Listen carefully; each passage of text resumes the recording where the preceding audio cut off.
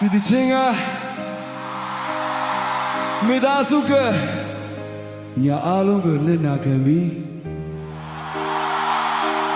တန်ရာတွေကိုတိတ်တိတ်လေးပဲဖုံးကွယ်ထားတယ်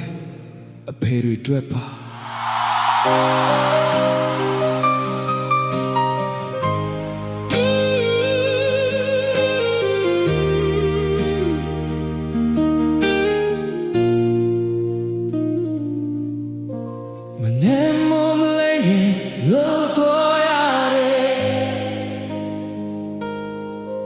နေဘူးမောရွာလေမနာရဲ့လက်တွေ့ချမ်းပြီးခန္ဓာကိုယ်ပင်ပန်းပေမဲ့သာသမီမျက်နှာမြင်ရဲ့အားရှိတယ်သမင်းစားဝဲချွေရခဲ့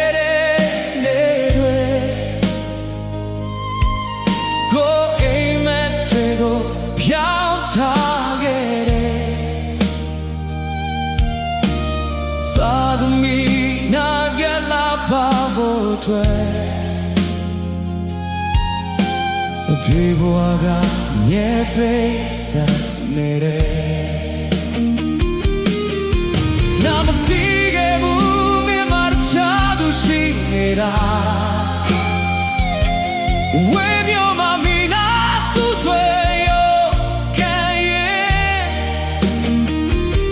အဖေဆိုတာအမြဲ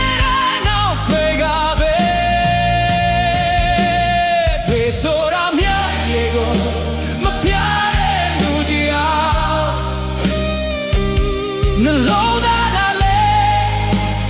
ပြုံးနေတဲ့သူမိသားစုတွေဘဝခုလုံးရင်ထားသူ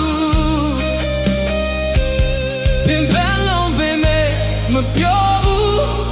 အားကဲလုံးပင်မဲ့မငိုဘူးသာသမီလေးတွေပြောဖို့ထွက်အဖေကတိတ်တိတ်လေးခံဝေးမျိုးမှာတယောက်တည်းလုံးလုံးအိမ်ကိုလွှမ်းရင်ညတိုင်းအိမ်မပြောင်းဖိုးတွေကပါသမီတန်ကြတိုင်းအဖေရဲ့မျက်ရည်တွေဝင်လာတယ်ဖေဖေဘယ်တော့အဲ့ဒီစကားကနှလုံးသားကိုနာစေတယ်ဒါပေမဲ့မိသားစုဘဝကောင်းဖို့ဖေကဆက်ပြီး